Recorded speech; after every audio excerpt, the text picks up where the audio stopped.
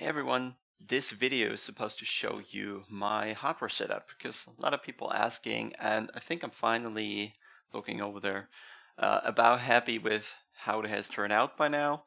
I have the direct drive connected now. The pedals are almost sorted. Just got a new load cell directly from Husingveld. I also got what did I have the other day? A new controller board for the brakes, so their support is incredible. Always rent really quick. And now I think it's completed apart from the BMW rim I'm still missing, but it should only be another day or so, and then I guess we'll do some sort of unboxing once I get it. So what I want to do is just talk you through quickly through the rig that I have, and starting with the AOC monitor, 120 Hertz, 3440, I believe, times 1440. It's an ultra wide, as you can tell by the numbers, and I think it just does the job right. Could be a bit wider, could be triple screens, but I think that's a way easier option to go for it. Webcam is standard Logitech, the Sparko seat I bought used on the Sim Expo, actually. Not the most comfortable I ever sat in, but for now it does the job. And then used edition is the converted rim on the new direct drive. Don't forget the gloves, very important to get a grip on these strong wheels. I've got to show off my mouse that I got from Logitech, same as the mouse pad, to be honest. And well, usually you will need some tools, Allen key there to adjust pedals and tighten some screws on the rig, because there's so much movement happening, so many forces, things just get loose. Another view for the screen, and I can see the seat is adjustable back and forth, but actually nobody else drove in there except me and Marcel Kiefer, I believe. Let's see if we can do a video with him the other day, and you can already tell by the big cables on the wheel and the big motor there's some currency flowing through the connection there with some quick release to eventually be able to shift the rim when needed. Now you'll see, or just take an above look on these Husingveld pedals, how they're mounted. You can already see there's quite some cables going on, so cable management always an issue when you have so many different hardware devices. Glad the pedals are mounted separately, so I have some flexibility. And this is also the latest edition, well, pretty much my Stream Deck and HUD controller for the game. Comes quite handy. I think it's more used for games like League of Legends or strategy games, some sort of. Some scratches on the wheel there. And yeah, I think we'll get a couple different shots in a second where you can see the pedals closer. I did some very manual mods on there. Here you can see that I used the smallest rubber available. Really, the smallest, hardest. The preload spring is on maximum, and everything else there is really just plastic. So my brake pedal doesn't move a lot. With the 50 kilos, 54, I set them up to. Didn't really touch the throttle or clutch. Didn't adjust anything on those. So I think the main thing is just always the brake pad. That's the most important bit. And you can see that on the actual pedal plate, I did have to, well, mod it a bit, because at the beginning I got blisters on the foot from those holes that are drilled in there. Yeah, pretty much that lane of tape just sorts that out immediately, and the blisters are a thing of the past, even if I spend many hours in the rig. Other things to mention about this setup really is that apart from the problems I had with the load cell and the controller board, these pedals just work fine. Same as the wheel, never had a single problem. And here you just have a close-up on all the cables. They are actually screwed to the wheelbase, so they don't come loose at any time. And then yeah, of course, cable management an issue.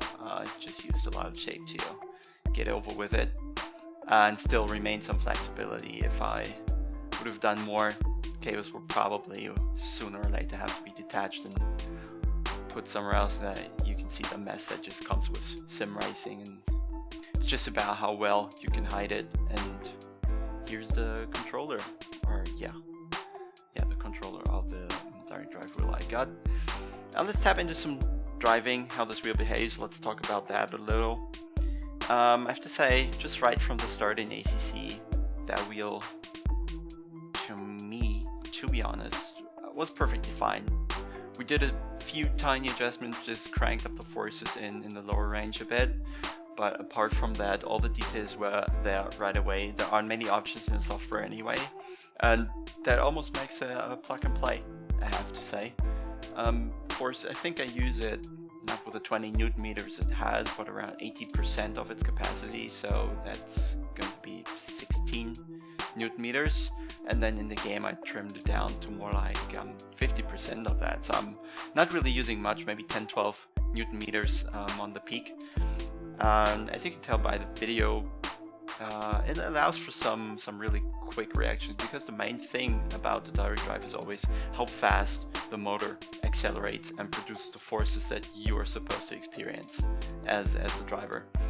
And I think the main reason why they brought up this wheel and the specific controller and software they made is to reduce the latency from when the game puts out the signal to when it arrives in your hands, and we're just talking milliseconds here, really, until the forces are coming up. And more often than not, I think it really saved me a couple of times in a race when I really had to react quickly, and that millisecond really counted. The quick release is fairly easy to use, I have to say. Just tighten it, and then it's perfectly attached to the shaft that comes out of the motor. And if I ever want to switch the wheel, I'll certainly be able to.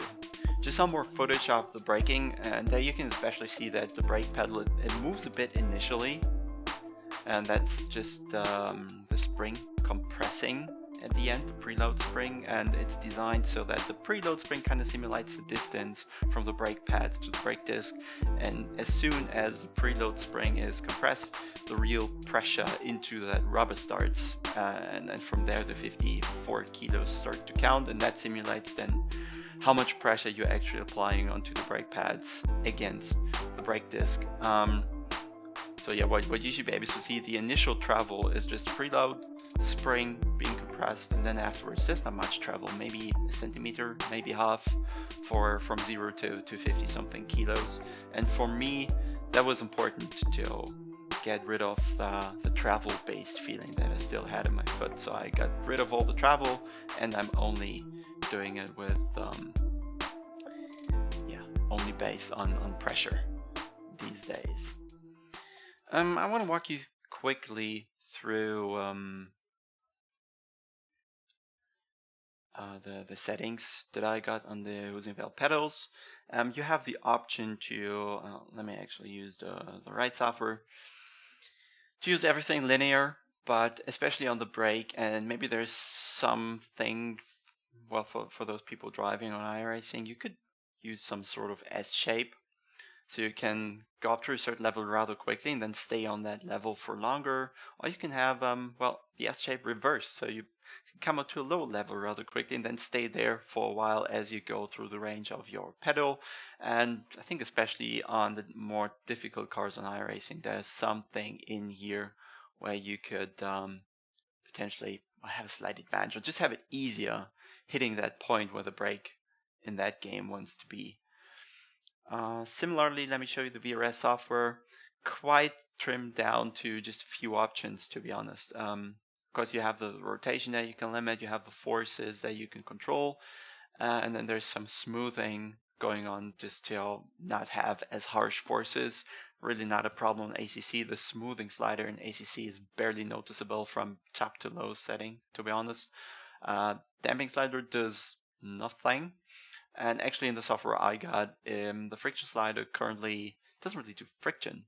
What it does is make the force feedback forces non-linear, so that the lower forces coming from the game are a bit increased, and well, the higher forces are a bit lowered, just to kind of point out more details even. And that's already really it. Just can choose a couple profiles here for different cars and games. And this should conclude my rig tool already. I'll come back to this type of video once I receive my new rim, and I think now I'll go into some more detail what this is going to be.